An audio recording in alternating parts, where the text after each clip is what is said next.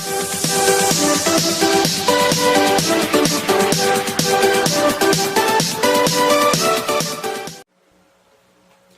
And welcome दोस्तों, स्वागत है आपका मेरे यूट्यूब चैनल में। दोस्तों, पिछले वीडियो में हम लोगों ने जो है वो कोशिका की संरचना के बारे में पढ़ा था और हम लोगों ने यह भी देखा था कि कोशिका के संरचना को अध्ययन के दृष्टि से जो है सुगम बनाने के लिए उसको 3 पार्ट में हम लोग जो है वो विभाजित कर सकते हैं। जिसमें पहला पार्ट जो था वो था कोशिका झिल्ली, दूसरा पार्ट जो था वो था कोशिका द्रव्य और तीसरा पार्ट जो था वो था केंद्रक। तो पिछले वीडियो में हम लोगों ने जो है वो कोशिका झिल्ली के बारे में पढ़ लिया था, कोशिका भित्ति के बारे में भी हम लोगों ने पढ़ लिया था जो केवल पादपों में पाया जाता है। इसके साथ हम लोगों ने कोशिका द्रव्य के बारे में भी पढ़ा था और साथ ही साथ जो कोशिका द्रव्य में जो कोशिकांग पाए जाते हैं उनमें से कुछ कोशिकांग का हम लोगों ने अध्ययन किया था और कुछ कोशिकांग का अध्ययन अभी बाकी रह गया था। तो आज के वीडियो में जो पहले जो हम लोग पिछले वीडियो में पढ़े थे, तो पिछले वीडियो में हम लोगों ने जो है अंतःप्रद्रव्य जालिका के बारे में पढ़ लिया था, राइबोसोम के बारे में हम लोगों ने पढ़ लिया था, गोल्जीकरण या गोल्जी उपकरण के बारे में हम लोग जो है वो पढ़ लिए थे। लेकिन आज का जो वीडियो है, तो आज के वीडियो में हम लोग जो है मुख्य रूप से लाइसोसोम, माइटोकॉन्ड्रिया, लवक और इसके साथ ही रसधानी और तारक काय के बारे में जो है वो विस्तार से अध्ययन करेंगे। क्योंकि पिछली वीडियो में यदि इन सभी का जो मैं वर्णन कर देता तो वीडियो बहुत लंबी हो जाती, इसलिए चलिए आज का जो है वो वीडियो शुरू करते हैं। और यदि आपने अभी तक मेरे इस चैनल को सब्सक्राइब नहीं किया है तो प्लीज मेरे इस चैनल को सब्सक्राइब कर दें और साथ ही साथ बेल आइकन को भी जरूर प्रेस कर लें ताकि मेरे आगे आने वाले हर एक वीडियो का नोटिफिकेशन आपको मिल सके और आपके एग्जाम्स में एक भी क्वेश्चन आपसे मिस ना हो। तो चलिए स्टार्ट करते हैं। तो आज के वीडियो जो है वो मुख्य रूप से हम लोग लाइसोसोम, माइटोकॉन्ड्रिया वगैरह के बारे में जो है पढ़ने वाले हैं। तो देखिए लाइसोसोम का आज हम स्टार्ट कर रहे हैं। तो लाइसोसोम की खोज सबसे पहले किसने की थी? तो देखिए लाइसोसोम की खोज सबसे पहले क्रिश्चियन डी डवे नामक वैज्ञानिक ने 1958 ईस्वी में की थी। लाइसोसोम का खोज किसने किया? ये मान लीजिए कि बहुत इंपॉर्टेंट क्वेश्चन है, ये क्वेश्चन आ सकता है कि लाइसोसोम का खोज किसने किया। तो देखिए लाइसोसोम की खोज जो थे वो क्रिश्चियन डी डवे नामक वैज्ञानिक ने 1958 ईस्वी में किया था। इसके बाद यदि पढ़े इसके रचना के बारे में तो देखिए यह बहुत ही सूक्ष्म कोशिकांग है। जो ये कोशिकांग है ये बहुत ही सूक्ष्म है। देखिए मैंने यहाँ पे एक लाइसोसोम का जो है वो फिगर भी बनाया है, ये आपको इतना बड़ा दिख रहा होगा, लेकिन जब हम इसका अध्ययन कोशिका द्रव्य में करेंगे तो कोशिका द्रव्य में माइक्रोस्कोप के सहायता से देखने पे भी ये बहुत सूक्ष्म दिखता है और माइक्रोस्कोप की सहायता से ही जो है वो हम लोग जो है इसका अध्ययन कर पा रहे हैं। अदरवाइज यदि माइक्रोस्कोप नहीं आता तो कोशिका का अध्ययन जो था या कोशिकांग जितने भी है उसका अध्ययन संभव नहीं था। तो ये जो है ये बहुत ही सूक्ष्म कोशिकांग है जो छोटी छोटी पुटिकाओं के रूप में पाई जाते हैं। यहाँ पे तो मैंने केवल एक लाइसोसोम बनाया है और भी जो है वो कोशिकाओं में लाइसोसोम पाए जाते हैं जो छोटी छोटी पुटिकाओं के रूप में रहते हैं। इसके बाद जो है यदि बात करें इसकी रचना तो इसके चारों तरफ एक पतली झिल्ली होती है। देखिए यहाँ पे इसके चारों तरफ जो है एक पतली झिल्ली पाई जा रही है, जो कि हम लोग बस इतना ही तक जो है हमने इतना ही दूर आपको दिखाया है। और ये जो झिल्ली होती है वो एकल झिल्ली होती है। यदि इसके चारों तरफ यदि हम ओपन करके दिखाएं तो इसके चारों तरफ भी एक झिल्ली पाई जाती है, ठीक है। तो ये जो झिल्ली होती है ये दोहरी झिल्ली नहीं होती है, ये एकल झिल्ली होती है। और जो है इसके चारों तरफ एक पतली झिल्ली होती है। अगला पॉइंट है इसका आकार बहुत छोटा और थैली जैसा होता है। जैसे कि यहाँ पे तो आपको बड़ा आकार दिख रहा है, मैंने आपको समझाने के लिए बनाया है, लेकिन जब आप कोशिका द्रव्य में देखिएगा तो इसका आकार बहुत ही आपको छोटा दिखेगा और थैली जैसा जो दिख ही रहा है आप यहाँ पे देख पा रहे हैं कि इसका आकार बहुत ही छोटा और थैली जैसा होता है। इनमें ऐसे एंजाइम्स होते हैं जिनमें जीव द्रव्य को नष्ट कर देने की क्षमता होती है। तो इसमें जो है वो ऐसे एंजाइम्स पाए जाते हैं। देखिए यही एंजाइम्स जो है वो मेन है कि इसमें कुछ ऐसे एंजाइम्स होते हैं। देखिए मुख्य रूप से इसमें अम्लीय हाइड्रालेज एंजाइम पाया जाता है, ठीक है, जो प्रचुर मात्रा में होता है। अम्लीय हाइड्रालेज जो है वो एंजाइम्स पाए जाते हैं जो कि प्रचुर मात्रा में लाइसोसोम में पाए जाते हैं। कभी कभी कोशिकीय उपापचयन में व्यवधान के कारण जब कोशिकाएं क्षतिग्रस्त हो जाती है तो लाइसोसोम फट जाते हैं और इनमें जो मौजूद एंजाइम्स होते हैं वो अपने ही कोशिकाओं को पाचित कर देते हैं। क्योंकि इसमें देखिए एक गुण पाया जाता है कि इसमें ऐसे एंजाइम्स होते हैं जिनमें जीव द्रव्य को नष्ट कर देने की क्षमता होती है। यानी कि जो इससे एंजाइम्स निकलते हैं वो अपने ही कोशिकाओं को पाचित कर देते हैं, यानी कि उसको नष्ट कर देते हैं। फलस्वरूप उस कोशिका की मृत्यु हो जाती है और इसी कारण इसे आत्महत्या की थैली भी कहा जाता है। इसे सुसाइड बैग या आत्महत्या की थैली भी कहा जाता है। यदि बात करें अगले पॉइंट पे, तो अगला पॉइंट हम लोगों का है कि लाइसोसोम कितने प्रकार के होते हैं। तो देखिए लाइसोसोम मुख्यतः 4 प्रकार के होते हैं, जिसमें पहला होता है प्राथमिक लाइसोसोम, दूसरा होता है द्वितीयक लाइसोसोम, तीसरा होता है अशिष्टकाय लाइसोसोम और चौथा होता है ऑटोफैगिक रिक्तिकाय। ठीक है, जिसमें आप फिर से देख लीजिए, पहला होता है प्राथमिक लाइसोसोम, दूसरा होता है द्वितीयक लाइसोसोम, तीसरा होता है अशिष्टकाय और चौथा होता है ऑटोफैगिक रिक्तिकाय। और देखिए एक जो है वो मुख्य बात, यह केवल यूकैरियोटिक कोशिकाओं में ही पाया जाता है। जैसे कि यूकैरियोटिक कोशिका और प्रोकैरियोटिक कोशिका के बारे में मैंने आप लोगों को जो है कुछ बताया था कि प्रोकैरियोटिक कोशिका में केंद्रक नहीं पाया जाता है, जबकि यूकैरियोटिक कोशिकाओं में केंद्रक पाया जाता है। यानी कि जो हम लोगों का या मनुष्य का जो भी शरीर होता है उसमें जो है वो जो कोशिकाएं होती है वो यूकैरियोटिक कोशिकाएं होती है और उस यूकैरियोटिक कोशिकाओं में ही केवल लाइसोसोम पाए जाते हैं। ठीक है, अब बढ़ते हैं हम लोग आगे की तरफ और आगे हम लोग देखते हैं। चलिए देखते हैं अब लाइसोसोम के कार्य के बारे में कि लाइसोसोम के मुख्य कार्य क्या है। तो देखिए इसमें पहला पॉइंट जो है वो कार्य में मैंने ये लिखा है कि कोशिका में प्रवेश करने वाले बड़े एवं बाह्य पदार्थों का पाचन कर देता है। यानी कि जो वैसे मान लीजिए कि जो कोशिका में प्रवेश करने वाले बड़े पदार्थ हैं उनको ये क्या कर देता है कि पाचित कर देता है। यानी कि इनके जो एंजाइम्स होते हैं, एंजाइम्स के गुण होते हैं कि वो जो है वो पाचन का कार्य करता है। यानी कि कोशिका में प्रवेश करने वाले बड़े एवं बाह्य पदार्थों का ये पाचन कर देता है।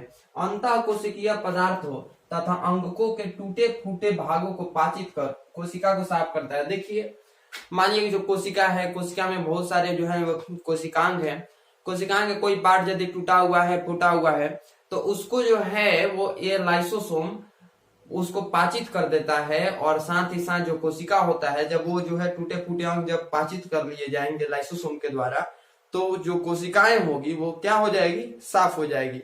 तो वही जो है वो सेकेंड नंबर पॉइंट है कि अंतः कोशिकीय पदार्थों तथा अंगकों के टूटे फूटे भागों को पाचित कर कोशिका को क्या करने का कार्य करता है, साफ करने का कार्य करता है। थर्ड नंबर पॉइंट है कि जीवाणु एवं वायरस से रक्षा करता है। देखिए ये क्वेश्चन इंपॉर्टेंट है, आपके एग्जाम्स में आ सकता है कि वैसा कौन सा कोशिकांग है जो हमें जीवाणु और वायरस से रक्षा कर सकता है। तो देखिए जीवाणु एवं वायरस से जो है वो हमको लाइसोसोम जो है वो रक्षा करता है, या जीवाणु एवं वायरस से रक्षा करता है। एंड फोर्थ नंबर पॉइंट ये है कि जिस कोशिका में रहता है, ठीक है, जिस कोशिका में रहता है आवश्यकता अनुसार उसी को, ठीक है, आवश्यकता जिस कोशिका में रहता है उसी को आवश्यकता अनुसार नष्ट करने का कार्य करता है। जैसे देख लीजिए आप कोशिकीय देखिए कि कोशिका उपापचयन में व्यवधान के कारण जब कोशिकाएं क्षतिग्रस्त हो जाती है तो लाइसोसोम उसके फट जाते हैं, और वो जो लाइसोसोम फटते हैं तो उसमें जो मौजूद एंजाइम्स होते हैं वो कोशिका को ही पाचित कर देते हैं। यानी कि इसका फोर्थ नंबर पॉइंट ये है कि जो इसका कार्य है कि जिस कोशिका में रहता है उसी को आवश्यकता अनुसार नष्ट करने का भी कार्य करता है। ये हम लोगों ने कंप्लीटली पढ़ा लाइसोसोम के बारे में। अब हम लोग पढ़ने वाले हैं माइटोकॉन्ड्रिया के बारे में। तो चलिए बढ़ते हैं आगे की तरफ। चलिए बढ़ते हैं आगे और अब जानते हैं माइटोकॉन्ड्रिया के बारे में। तो देखिए माइटोकॉन्ड्रिया का भी मैंने यहाँ पे एक फिगर बनाया है जिसे कि आप कुछ समझ सकते हैं।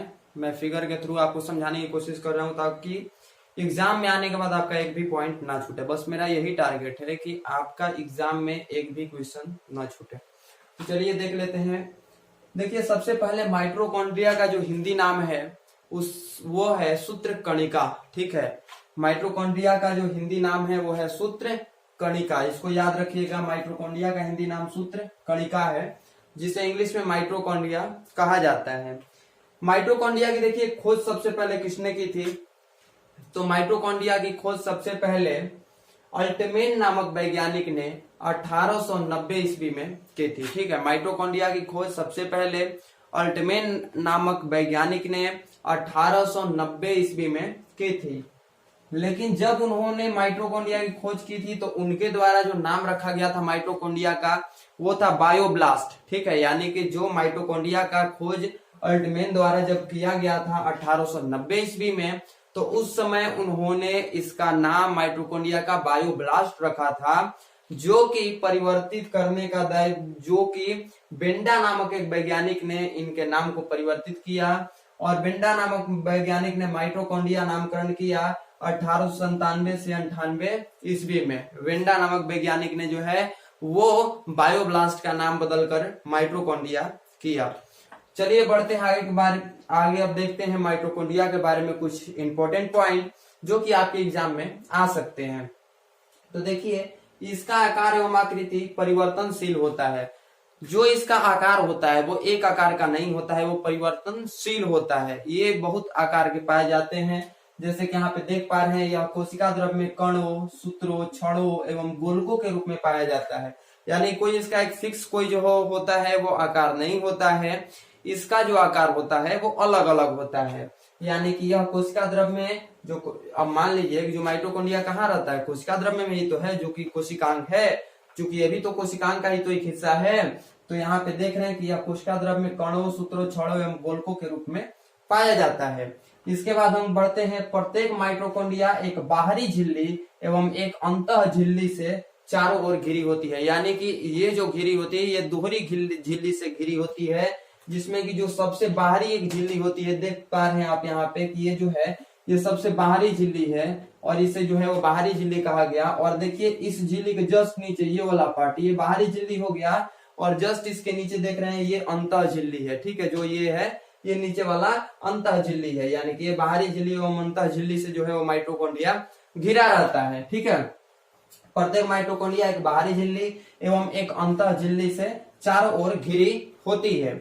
इसके बाद इसके बीच में एक तरल युक्त गुहा होती है जिसे माइटोकॉन्ड्रियल गुहा कहते हैं। इसके बीच में, किसके बीच में, माइटोकॉन्ड्रिया के बीच में।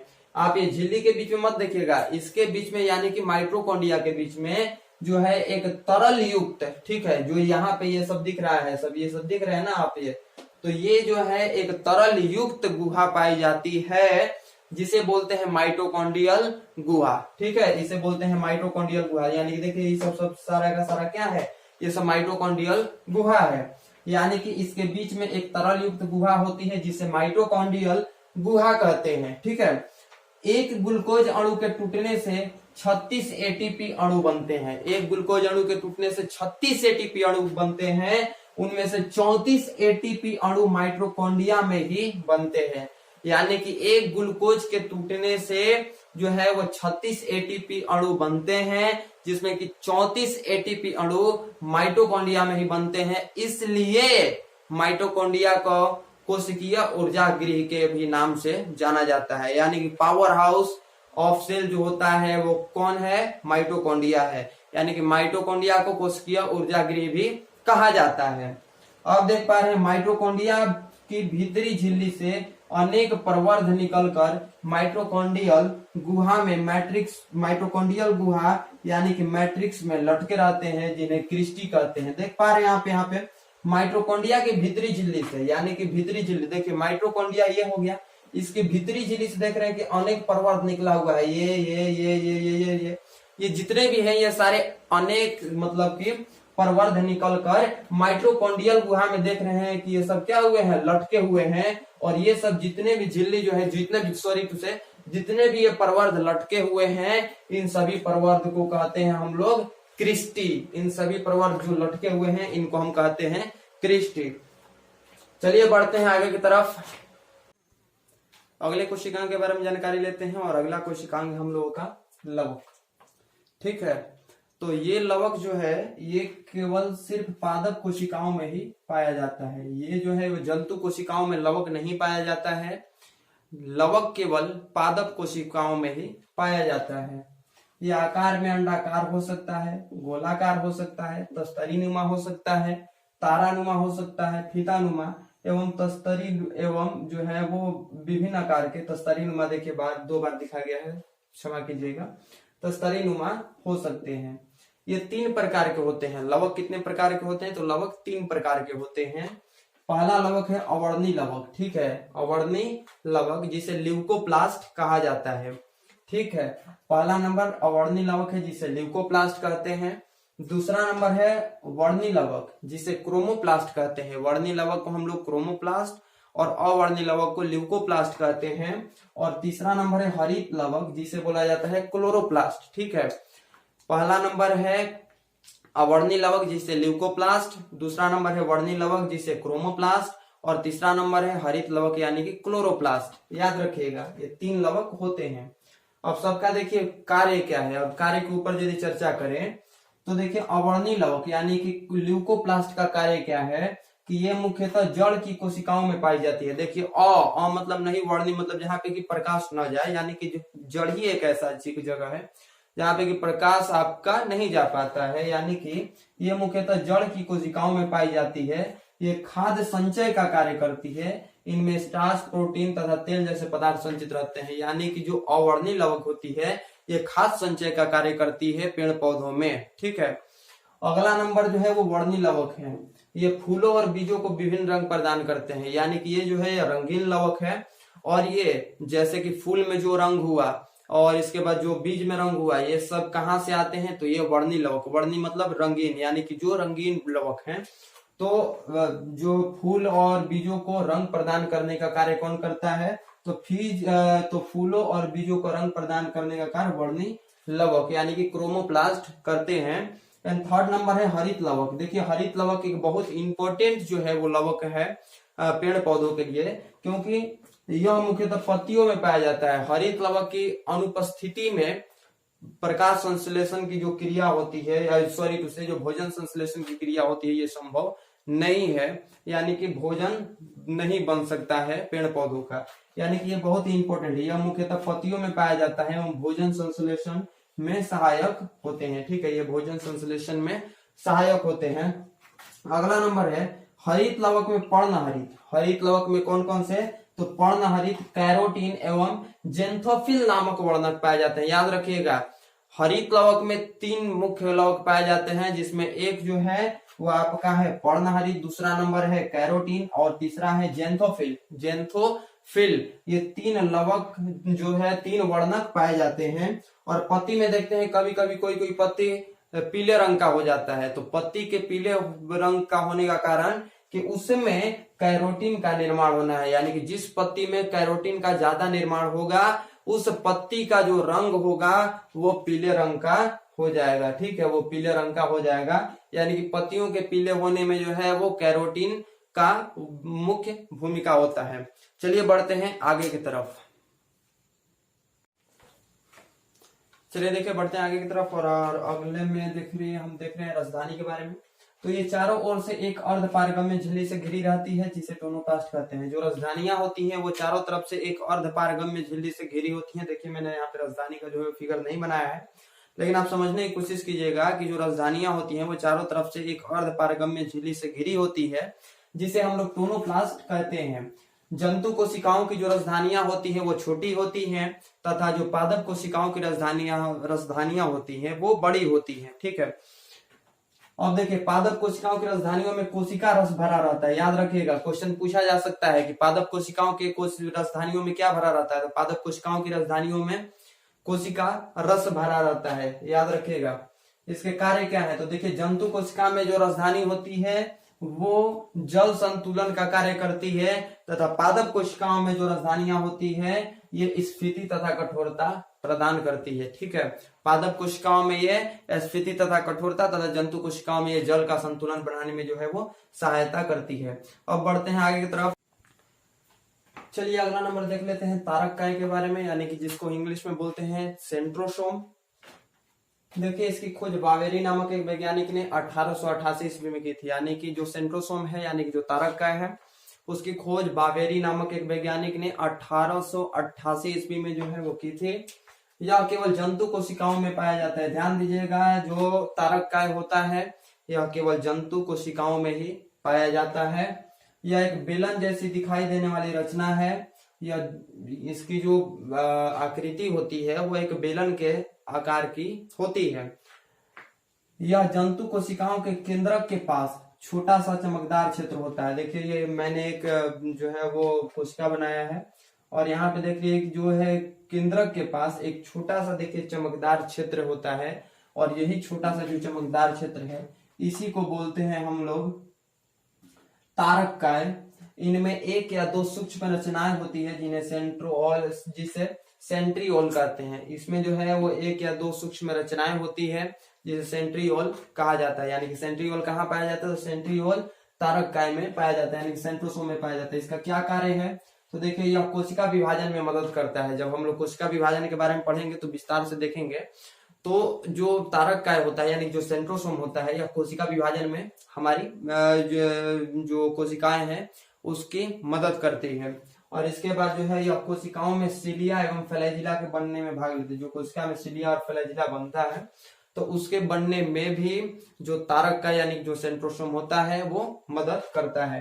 अगला नंबर बढ़ते हैं। अगला नंबर है माइक्रोट्यूब्यूल्स। ठीक है, माइक्रोट्यूब्यूल्स के बारे में पढ़ते हैं। तो माइक्रोट्यूब्यूल्स में देखिए क्या है, ये छोटी छोटी नलिकाकार रचनाएं होती है जो केवल कोशिका द्रव में पाई जाती है। या कोशिका द्रव में पाई जाने वाली रचना है जो कि नालिकाकार होती है। इसका क्या कार्य है? यह कोशिका विभाजन के समय स्पिंडल के निर्माण में भाग लेती है। यानी कि कोशिका विभाजन के समय स्पिंडल का निर्माण किसके द्वारा होता है? तो कोशिका विभाजन में स्पिंडल का निर्माण जो होता है वो होता है आपका माइक्रोट्यूब्यूल्स के कारण।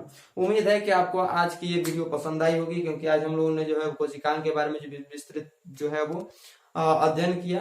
अब अगले वीडियो में हम लोग जो केंद्रक और गुणसूत्र के बारे में देखेंगे और अगले वीडियो में हम लोग का जो है वो कोशिका के जो हम लोग कोशिका चैप्टर पढ़ रहे हैं ये समाप्त हो जाएगा और फिर हम लोग आगे बढ़ेंगे ऊतक के तरफ। ठीक है, तो उम्मीद है कि आपको मेरी ये वीडियो पसंद आई होगी।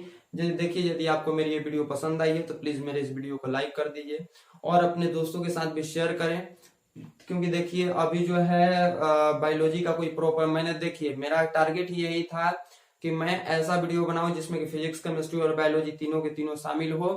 क्योंकि देखिए साइंस के लिए जो है वो कंपटीशन के लिए जो है वो एक प्रॉपर कहीं पे भी वीडियो नहीं मिल रहा है एक ही चैनल पे जिसमें कि फिजिक्स भी पढ़ाया हो, केमिस्ट्री पढ़ाया हो, बायोलॉजी पढ़ाया हो। तो मैंने सोचा कि क्यों ना बच्चों को जो है फिजिक्स केमिस्ट्री बायोलॉजी से रिलेटेड जो है वो एक ही चैनल पे जो सारे वीडियो अपलोड किया जाए ताकि बच्चे जो है इससे ज्यादा से ज्यादा लाभान्वित हो सके। अतः उम्मीद है कि आपको मेरी ये वीडियो पसंद आई होगी। यदि पसंद आई है तो अपने दोस्तों के साथ भी ये वीडियो शेयर करें और साथ ही साथ मेरे चैनल को भी सब्सक्राइब कर लें और बेल आइकन को भी जरूर प्रेस करें ताकि मेरे आगे आने वाले हर एक वीडियो का नोटिफिकेशन आपको मिल सके। धन्यवाद।